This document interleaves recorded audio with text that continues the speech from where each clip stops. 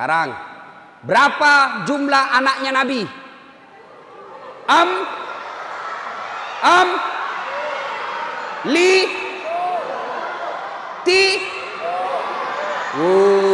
Ibu-ibu. Berapa ibu? Masya Allah. 7. Nah, karena banyak yang angkat tangan tidak dapat hadiah.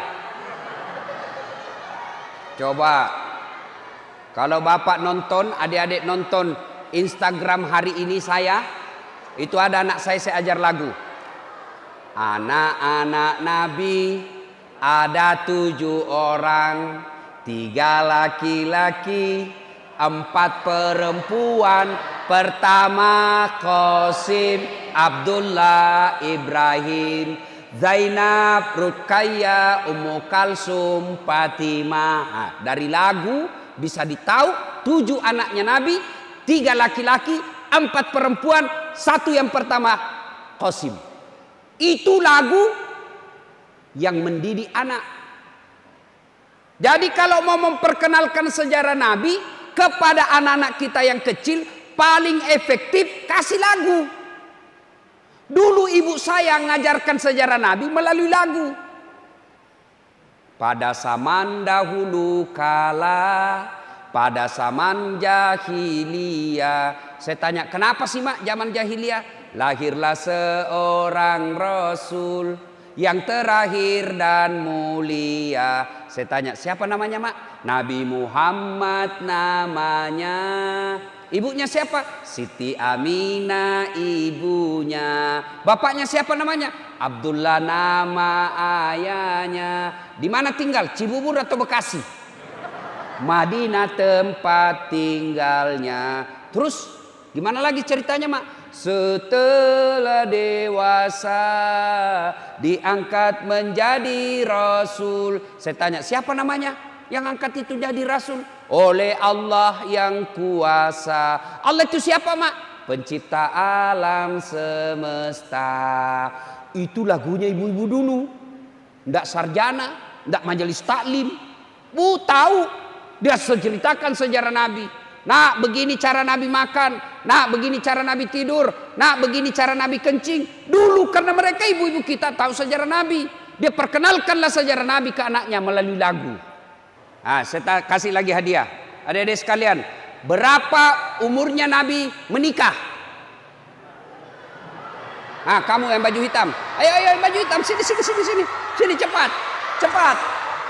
Woi, hadiah.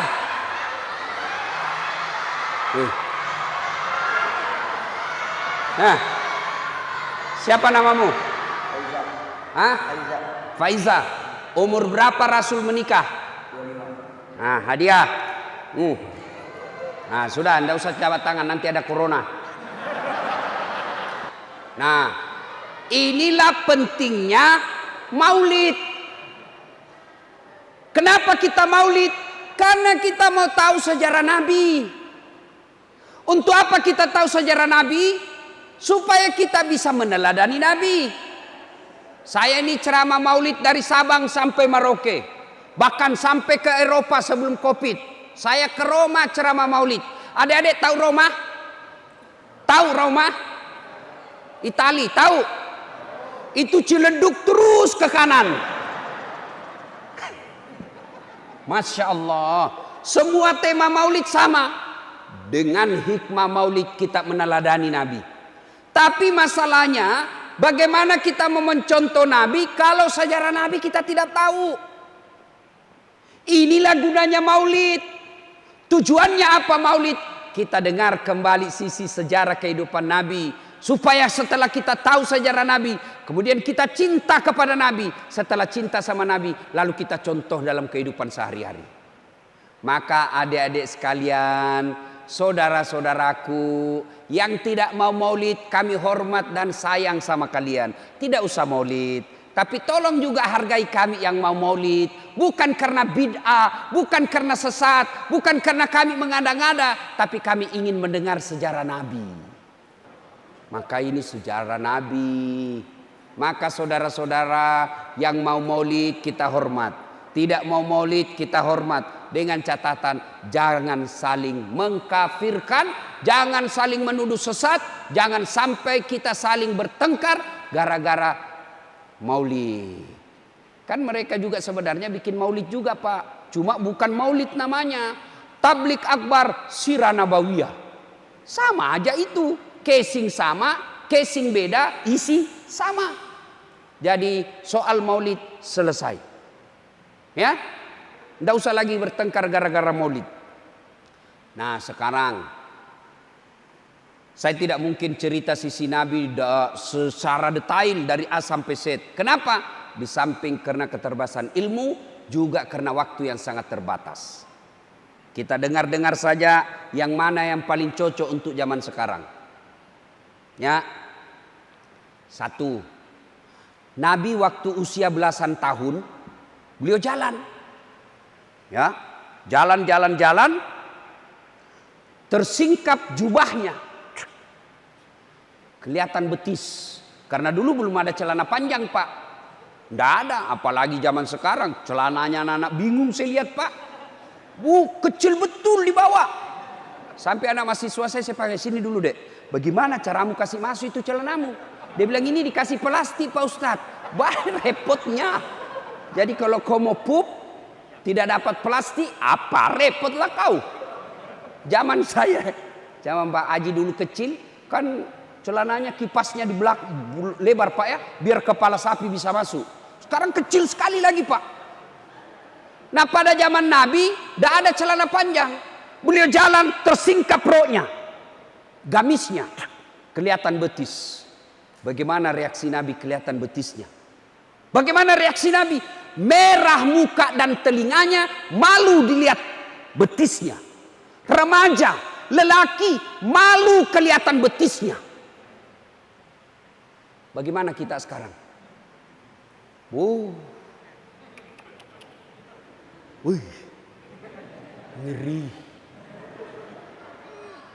ngeri Pak. Bukan lagi bukan ditiup angin, sengaja dia buka.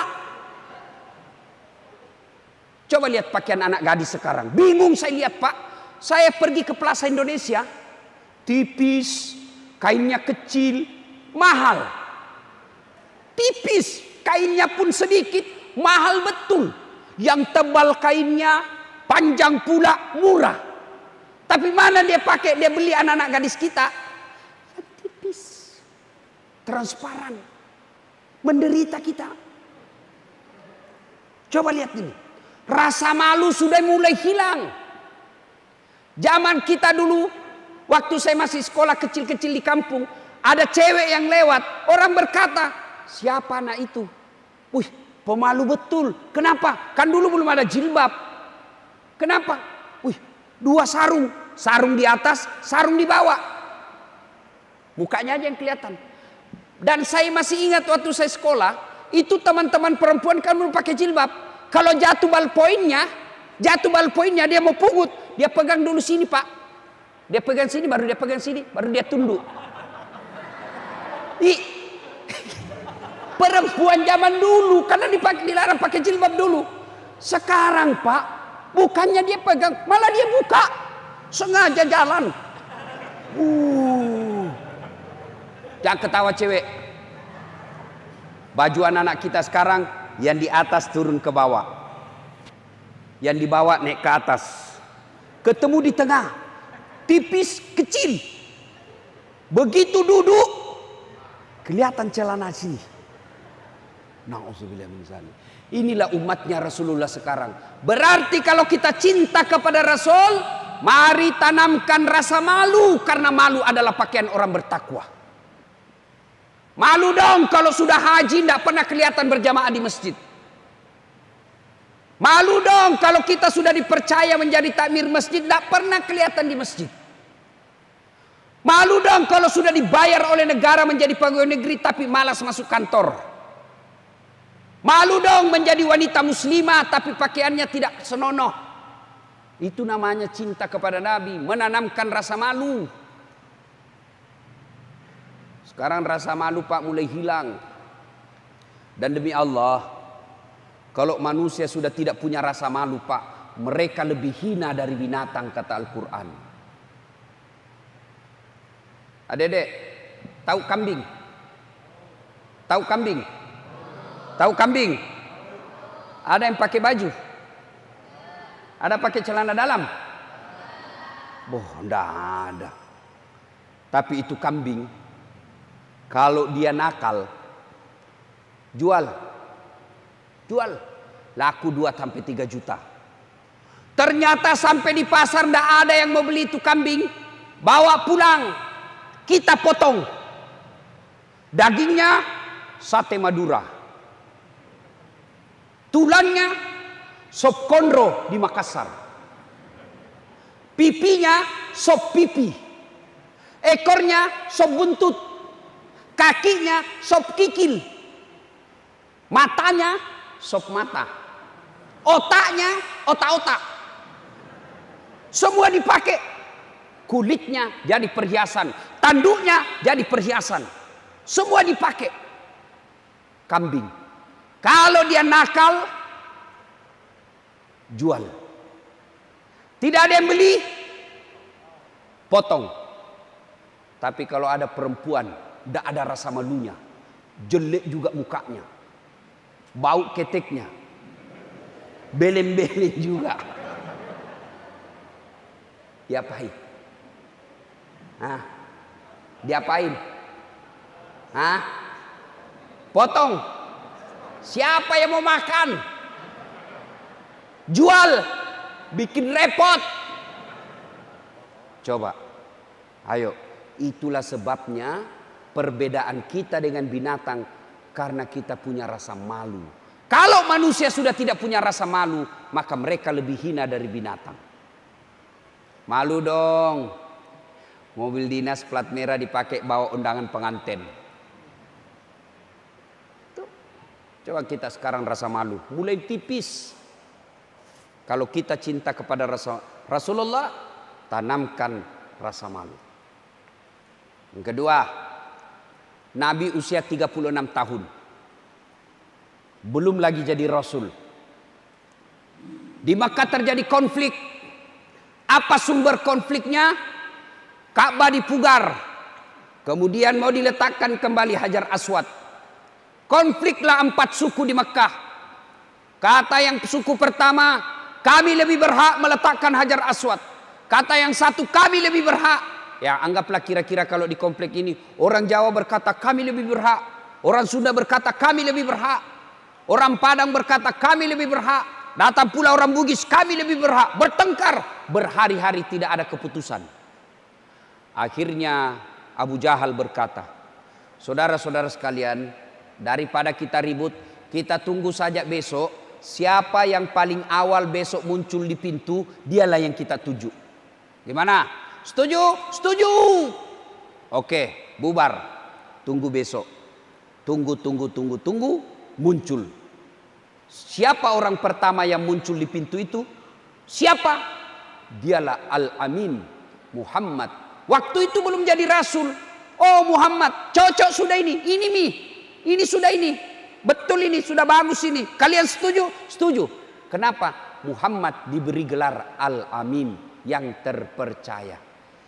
Kira-kira di Indonesia ada enggak sarjana dikasih gelar Al-Amin? Ada? Ada enggak bapak-bapak di sini yang rajin sholat jamaah di masjid sudah dikasih gelar Al-Amin sampean? Ada? Enggak ada, Pak. Rasul zaman itu diberi Al-Amin 36 tahun. Lalu berkatalah Abu Jahal, Muhammad, kami ini berselisih paham. Kami mau letakkan ini. Siapa yang kau tunjuk untuk meletakkan Hajar Aswad? Kata Nabi begini. Nabi ambil serban. Adik-adik tahu serban? Tahu? Berapa jumlahnya sudut serban? Berapa? 4. Berapa orang bertengkar? 4 sudut, 4 suku yang bertengkar. Lalu Nabi berkata, daripada sampean ribut semua, mari pegang sudut masing-masing. Oke, setuju? Setuju. Hajar Aswad kita letakkan, angkat bareng-bareng. Setuju? Setuju. Oke, mari angkat sama-sama. Sudah sampai, ayo pegang masing-masing, letakkan masing-masing, pegang semua. Selesai masalahnya beliau. Penduduk Mekah selesai masalah dari Rasulullah, mengatasi masalah. Tahu juga Pegadaian di sini, Pak. Mengatasi masalah tanpa masalah selesai. Arti hikmahnya bahwa sekalian, ternyata kalau mau sukses,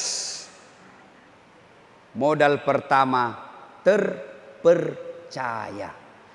Maka ibu bapak, kalau bapak ibu mau punya anak yang menjadi sukses, menjadi pemimpin yang hebat, yang pertama tanamkan ke anak-anak kita, dia bisa dipercaya.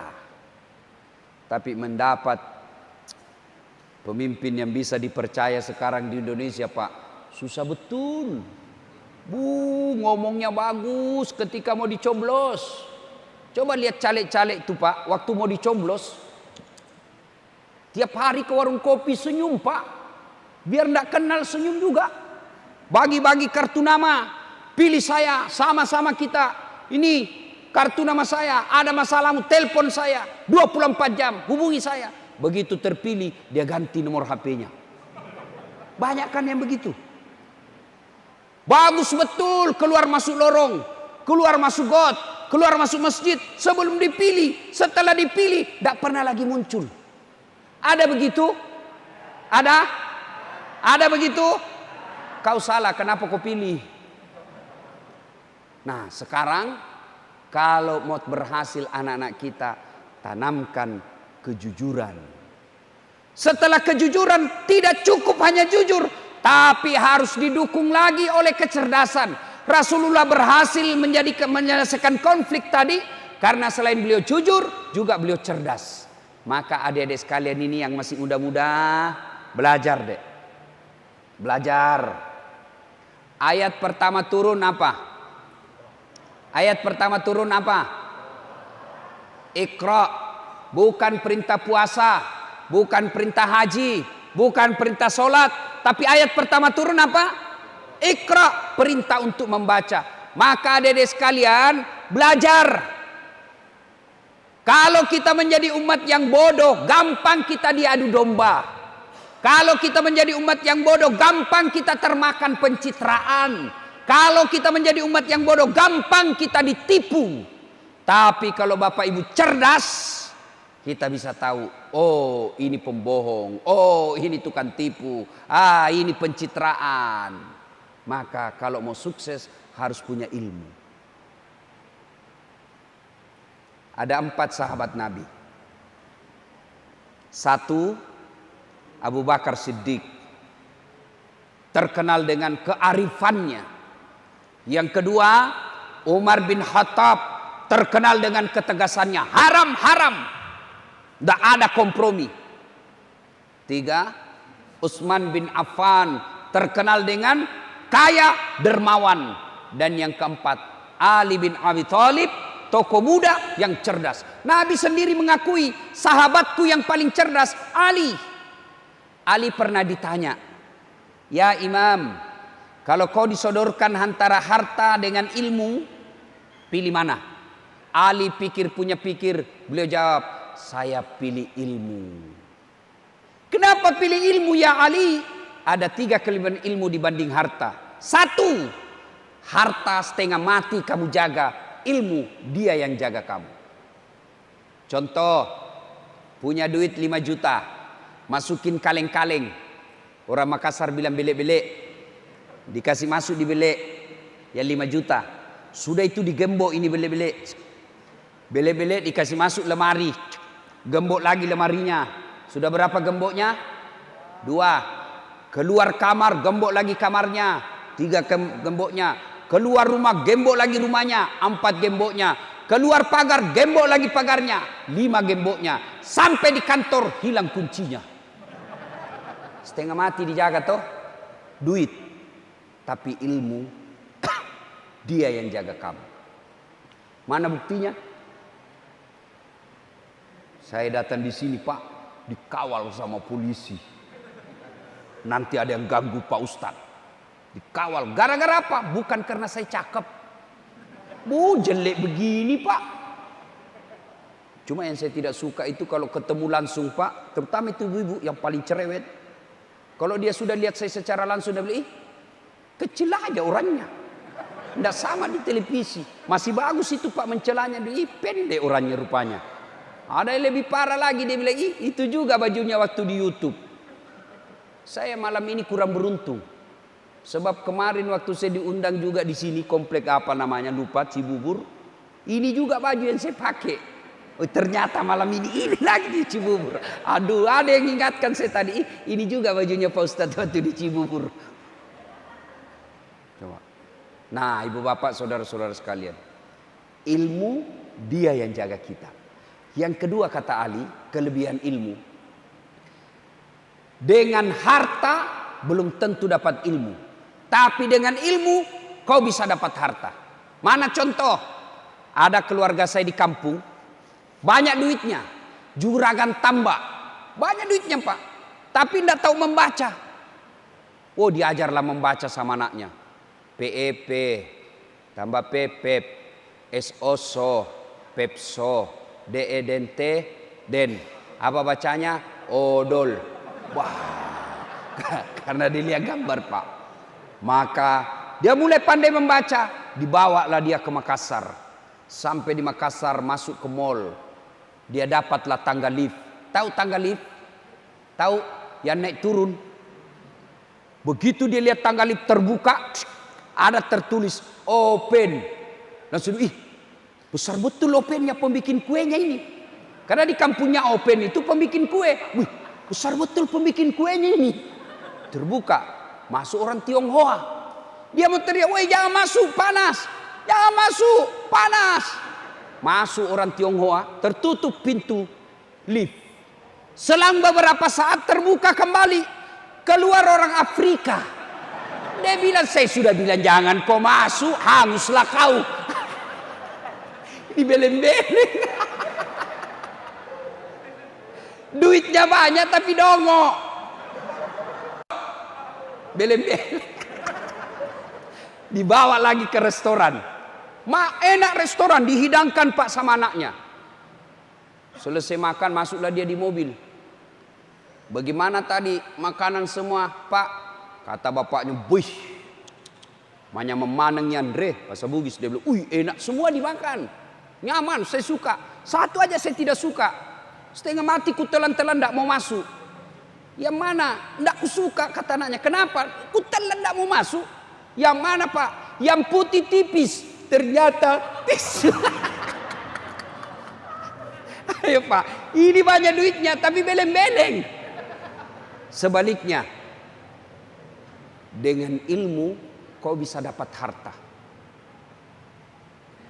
Contoh.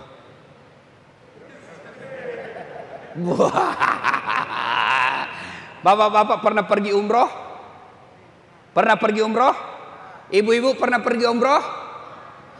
Gratis? Hah? Gratis? Bayar? Bawa duit pulang? Habis duit di sana. Gratis men. Hebatnya lagi pulang bawa uang. Sudah gratis, dikasih bintang 5, dikawal, pulang bawa duit. Gara-gara apa? Cakep? Bukan. Gara-gara apa? Ilmu. Coba. Orang sekarang bingung Pak, mahal tiket. Saya tidak pernah bingung soal tiket. Kenapa? Bukan saya beli. Siapa yang beli? Panitia. Maka adik-adik sekalian, belajar kalian. Belajar. Dengan ilmu bisa dapat harta. Yang ketiga, kelebihan ilmu kata Ali. Harta kasih orang berkurang. Ilmu kasih orang nambah. Saya punya duit 5 juta, saya berikan kawan saya 3 juta. Duit saya tinggal lagi menjadi 2 juta. Tapi kalau saya tahu Al-Fatihah, saya ajarkan kepada anak santri, tambah ilmu saya. Namanya amal jariah. Maka adik-adik belajar. "Ustadz, orang tua saya miskin, orang tuamu miskin, Allah Maha Kaya." Coba lihat. Itu gelarnya Pak Ustadz. Banyak betul kan? 5 Pak. Doktor Dasat Latif, Esos, sarjana sosial, SAG, sarjana agama, MSI, Master Science, PhD, Philosophy of Doctor. Bapak saya petani penggarap. Tidak masuk akal bisa sekolah tinggi-tinggi. Tidak masuk akal. Tapi bapak saya selalu bilang begini, nak, kau sekolah. Bapakmu miskin, tapi Tuhanmu kaya. Biar bapakmu miskin, kalau Allah tidak tolong kamu, tidak bisa kau selesai. Tapi biar bapakmu miskin, kalau Allah tolong kamu, kecil sekolah. Saya sekolah, Pak. Alhamdulillah. Saya bisa sampai di Cibubur ini, bukan karena saya pejabat. Bukan pula karena saya selebriti. Bukan pula karena saya body saya baik. Jelek, pendek. Bisa sampai sini. Karena apa? Ilmu. Dan itulah sebabnya Allah berfirman, yarfa'illahu alladhina amanu minkum walladhina utul ilma darajat. Allah angkat derajat orang-orang yang beriman dan berilmu pengetahuan. Mana contohnya? Coba lihat. Saya ke mana-mana ceramah, biar terlambat datang pasti disuruh di depan duduk. Depan Ustaz. Biar terlambat Ustaz duduk. Coba lihat sekarang. Saya di atas meja, Pak. Atas kursi. Hei, gelasnya aja beda. Bapak cuma apa? Botol. Coba. Allah muliakan orang beriman dan berilmu. Dengan catatan, setelah punya ilmu, puncak dari semua ilmu itu adalah adab akhlak. Biar ilmumu tinggi, hebat ngaji, hebat tasawuf, hebat fikih, tafsir hadis, tafsir Quran. Tapi kalau akhlakmu tidak bagus, adabmu tidak baik, kalian hina di hadapan Allah. Dan biasanya orang punya ilmu, kesesatannya adalah kesombongan. Sombong, merasa dia paling hebat. Apa yang kita mau sombongkan dengan ilmu? Wa ma utitu minal ilm illa qalila. Saya tidak berikan kamu ilmu, kata Allah, kecuali sangat sedikit. Jadi ilmu yang kita miliki jangan sombong. Allah marah, dia cabut kau punya ilmu. Pikun. Ada obatnya pikun? Ada obatnya pikun? Tidak ada obatnya pikun. Ada orang, Pak, banyak sekali gelarnya, bertumpuk-tumpuk. Tapi begitu dekat-dekat pensiun, dia mulai pikun-pikun. Diprotes sama istrinya, Bu. Apa bapak ini biasanya kalau mau pergi mengajar, dia cium-cium jidat saya. Sekarang tidak pernah lagi kau cium-cium saya. Hampir sudah 10 hari kau tidak pernah cium jidatku. Kata suaminya, astagfirullah. Berarti siapa saya cium selama ini? Ternyata pembantunya dicium. Apa mau sombong? Allah kasih pikun, tidak bisa kau bedakan mana istri mana pembantu. Cuma jangan juga modus. Mentang-mentang sudah dengar ceramah begini, besok dia pura-pura masuk kamar pembantu. Didapat sama anaknya, saya kira mamamu nak. Ibu bapak saudara-saudara sekalian, hikmah yang kedua, menuntut ilmu pengetahuan, belajar. Nah inilah tujuannya hadir majelis begini. Saya adik-adik sekalian, tidak pernah mondok, tidak pernah sekolah pesantren. Satu-satunya pesantren yang pernah saya ikuti, pesantren kilat. Tapi di mana saya belajar agama? Majelis segini. Kalau saya datang dulu, saya catat. Karena ingatan kita terbatas. Pulang di rumah, kita buka lagi. Insya Allah kalau bapak belajar ilmu agama, sekali bapak paham tidak akan hilang. Nah, majelis seperti ini tujuannya menambah ilmu pengetahuan. Nah, kita bicara lagi yang lain. Ini hikmah yang kedua. Ketiga, Rasulullah diangkat menjadi rasul usia 40 tahun. Baliklah beliau ke rumahnya. 3 hari 3 malam beliau di Gua Hira. Panggil Khadijah. Menggigilkan beliau setelah menerima wahyu. Lalu beliau sampaikan kepada Khadijah, istriku sayang, saya kedinginan, selimuti saya. Bapak-bapak ini kira-kira kalau 3 hari 3 malam tidak ada kabar, di telepon tidak dijawab, di WhatsApp dia tidak dijawab, tiba-tiba pulang kedinginan, bapak bilang, sayangku selimuti saya. Kira-kira apa tindakan istri? Hah? Bapak kira-kira diselimuti? Oh, diinterogasi Pak. Dari mana kau 3 hari tidak ada jawab-jawab telepon? Diperiksa semua HP kita Pak. Iya toh? Istri di rumah begitu Pak. Tapi Khadijah, apa kata Khadijah ketika Rasul katakan kerimuti saya, kedinginan saya? Khadijah menjawab, sami'na wa ata'na. Saya dengar dan saya taati. Hikmah pengajian kita kali ini adalah, kalau bapak cinta kepada Rasulullah, kalau ibu cinta kepada Rasulullah, hilangkan sangka buruk. Berapa banyak rumah tangga yang retak, rumah tangga yang akhirnya berujung kepada perceraian. Bukan cuma perceraian, berujung kepada caci maki dan saling menghina. Gara-gara apa? Sangka buruk. Bu, ibu, bu, halo ibu, mau contoh Nabi, cinta kepada Nabi, hilangkan sangka buruk. Telepon suami pagi-pagi jam 8 tidak dijawab. Oh, berarti suamiku lagi sholat duha. Telepon lagi duhur tidak dijawab. Oh, berarti suami saya lagi berjamaah sholat duhur. Asar telepon lagi, belum dijawab-jawab. Oh, berarti suamiku ini lagi tadarrus sudah sholat asar. Tiba-tiba masuk WhatsApp teman kita, saya lihat suamimu bonceng cewek cantik betul. Istri yang baik. Oh, berarti suamiku lagi nge-grab. Tenang perasaan. Berhentilah sangka buruk. Pak, Bu, terutama ini ibu-ibu yang selalu sangka buruk sama suami. Hei, Bu, hei, ibu pikir gampang jadi suami? Bu, hei, siapa cari nafkah? Suami. Siapa yang nikahi ibu? Suami. Siapa yang cicil rumah? Kalau ibu tidak sholat, siapa yang tanggung dosanya? Suami. Ibu tidak pakai jilbab, siapa yang tanggung dosanya?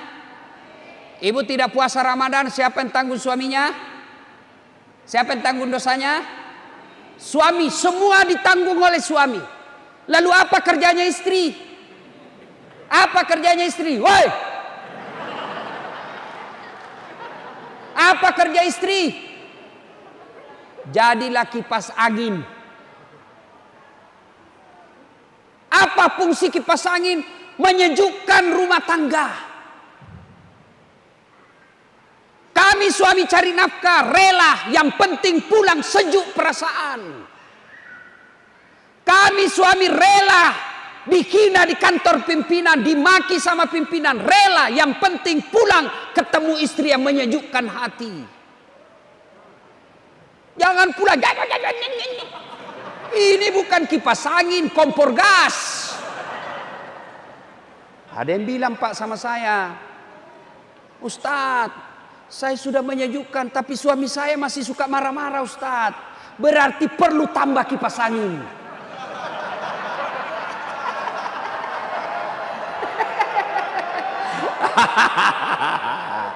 Coba itu ibu-ibu langsung marah.